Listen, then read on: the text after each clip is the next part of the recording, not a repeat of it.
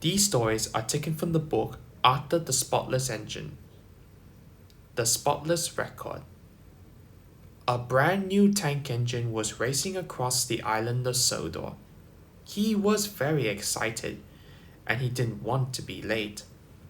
Right on time, said the Fat Controller. Thomas and Percy looked at the big tank engine. He was very smart. This is Arthur, said the Fat Controller. He's here to shunt trucks and pull freight. Nice to meet you, puffed Arthur politely. And he's got a spotless record, the Fat Controller added. What's a spotless record? Whispered Percy. It means he's never been naughty or made a mess, replied Thomas. The three engines were soon at work. Thomas and Percy were bumping trucks. They knew this was naughty, but they were having fun. Join in, Arthur, said Thomas. No, thank you, wheezed the new engine. He'd never been naughty before. Arthur's first job was to push a trainload of fruit to market. The truck started to sing. A route to tow, we want to go. The fruit's going up 'cause you're too slow. How rude, huffed Arthur. This gave Thomas a naughty idea. The Fat Controller doesn't like the trucks singing, said Thomas. You must stop them. Thank you, said Arthur. I will. Arthur was glad he could keep the trucks in order. He'll never stop the trucks from singing, laughed Thomas. Arthur chuffed cheerfully through the countryside. Soon the trucks started singing again. Chuff, chuff, chuff, your tug can huff, but you're so rusty you can't even puff. Stop singing, huffed Arthur. Trucks should do as they are told. The trucks were cross. If they couldn't sing, they would teach Arthur a lesson instead. We'll show him, they giggled. He can't push us around. Arthur struggled over bridges, and he huffed and puffed through tunnels. He came over the top of Gordon's Hill. You can't catch us, laughed the trucks. Whee! But there was trouble ahead. Duck had stopped at the crossing at the bottom of the hill. Arthur's driver applied the brakes, but it was too late. Arthur crashes into the back of Duck's train, and squash fruit flew everywhere. Arthur was upset. His spotless record was ruined. Beep, beep. What a mess, replied Thomas. The Fat Controller was very annoyed. What happened here? The trucks were singing. I told them to stop, but they made me go too fast. Please, sir, it's my fault, Thomas told the Fat Controller what he had done. Arthur, it was fruitless for me to say more, but Thomas, you must help clear up this mess. Harvey arrived with the breakdown train. He could see there was a lot of work to be done. Everyone worked hard, and Thomas took the loaded trucks away. That evening, Arthur was having the squash fruit cleaned out of his funnel. I'm sorry I played a trick on you, said Thomas. Thanks for owning up to it, replied Arthur. Maybe spotless records are made to be broken, smiled Thomas, and then mended again, finished Arthur, just like friendships. Something fishy. Arthur loves working on the island of Sodor. He is new to the railway and still learning his way around. One morning he discovered the fishing village. The sun made the water sparkle and the seagulls call across the harbor. This was Arthur's favorite place. That evening the Fat Controller came to the sheds. There's going to be a new line to the fishing village. I had to decide which engine is to run it on the first day. He paused impressively. Thomas and Percy looked away. They have enough work to do. Arthur hoped he would be chosen. Thomas, you will work on a new line for the first day. Arthur was disappointed. The Fat Controller sent him to haul coal to the steelworks. That evening, Thomas was at the washdown when Arthur puffed in. Do I smell a fishy engine? He teased. Yes, huffed Thomas. Smelly fish, smelly new line. Arthur wished he could go to the fishing village instead of the steelworks. He'll be much happier than Thomas. The next morning, Thomas was still grumbling. The fisherman had caught lots of fish. Hurry up, said Thomas. I'm a busy engine. And a fussy one too, said the fisherman. Just enjoy the fresh salty smell of the fish. P.U., puffed Thomas. Thomas steamed as fast as he could along the line. But there was trouble ahead. Some faulty points sent his trucks one way, and Thomas onto the old pier rail. Whoa! The trucks were delighted. He's falling in the water! Luckily, Thomas wasn't hurt, and the fish truck stayed on the tracks. The Fat Controller heard the news. He checked his timetable. Arthur is the nearest engine. I'll send him right away. It was a hot day. The ice that was keeping the fish cold started to melt. I hope someone comes quickly, moaned Thomas. That fish will spoil soon. Arthur was surprised to see Thomas in the tidal pool. Are you alright, Thomas? No, but I'll be much better when you take these fish away. Harvey will be here soon, called Arthur's driver. Arthur knew he had to hurry. He raced along the line to the docks and arrived there just in time. Later, Arthur went to see Thomas at the works.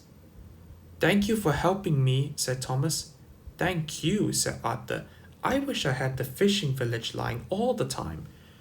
Well, please tell the Fat Controller. I don't like fish. That evening, the Fat Controller came to the sheds. I need an engine to go to the fishing village while Thomas is being repaired, he said. Any volunteers? Me, Arthur blurted out. And please, sir, may I run on that line all the time? Thomas doesn't like fish, but I do. Then the line is yours, said the Fat Controller. Arthur was delighted. The next morning, he puffed into the fishing village right on time. The smell of fish was everywhere, but he was sure he had the most beautiful line on the island of Sodor. Something in the air. One day, Arthur was at the fishing village. Fish were being loaded into his trucks. The work took a long time. The fishermen were using old equipment, and Arthur was worried. I'm going to be late for Henry at the station. He won't like this. Please hurry up and... Arthur was rudely interrupted as a crate fell on him. His driver and fireman laughed. Well, there goes my day. He was glad when they were speeding along the beautiful coastal run.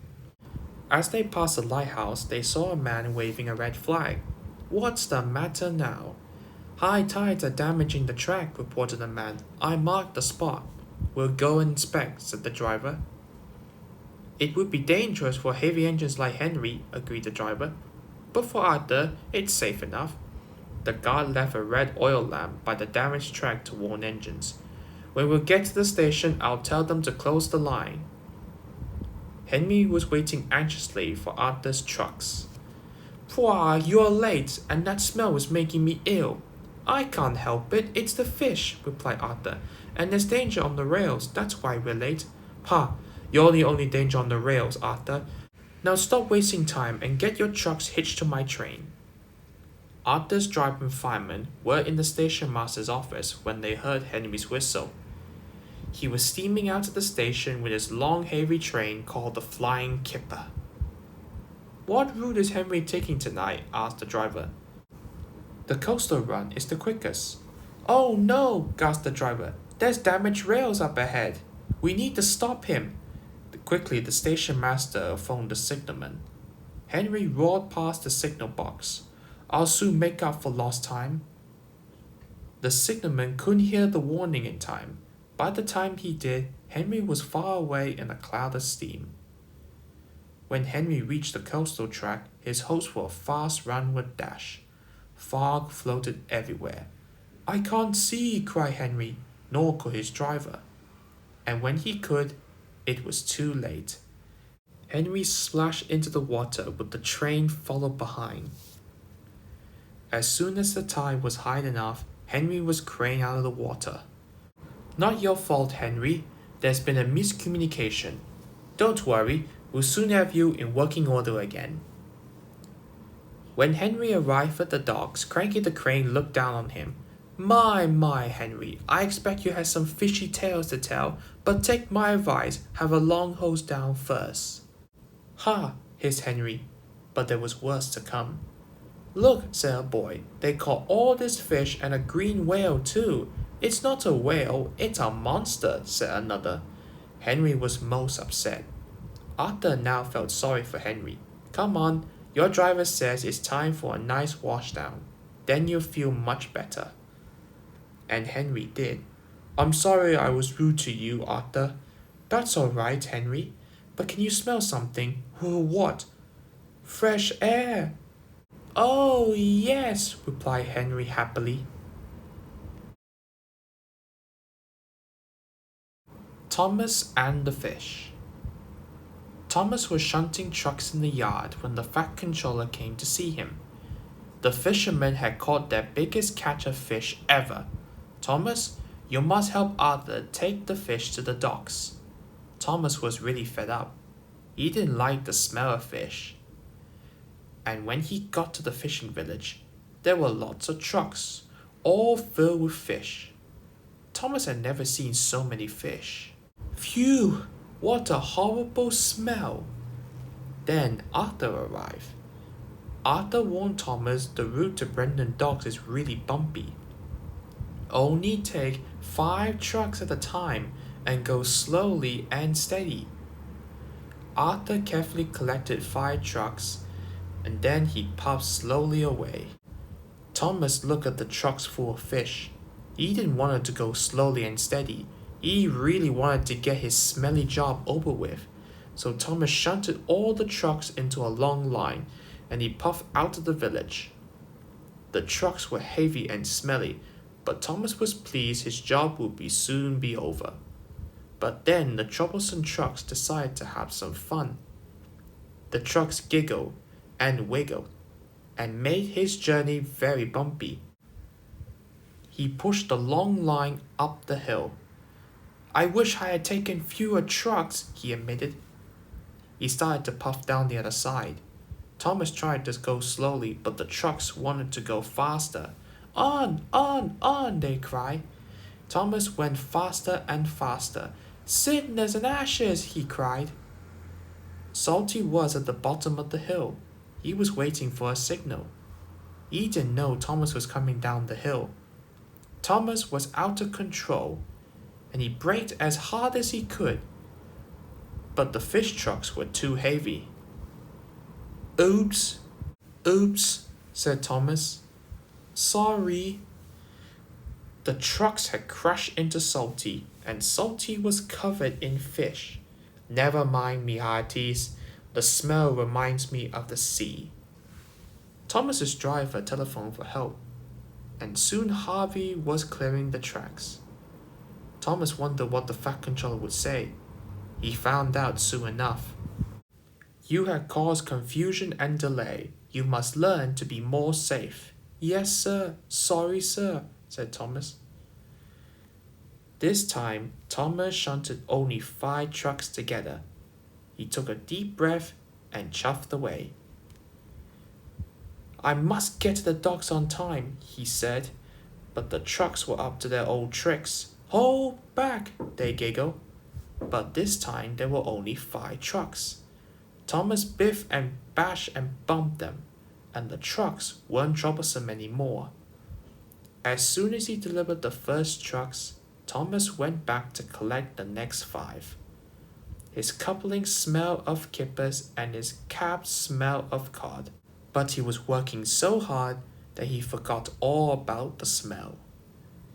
At last he had just 1 more load to take, but it was nearly time for the ship to leave.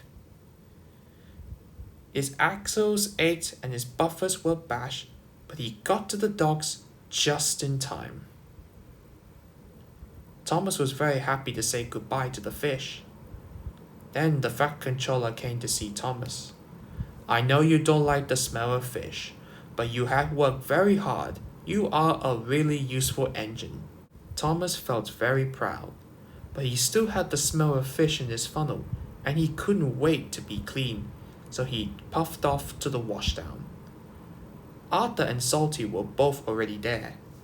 Getting clean is lovely, said Arthur. Best part of the day, added Salty. Especially when you smell of fish, agreed Thomas.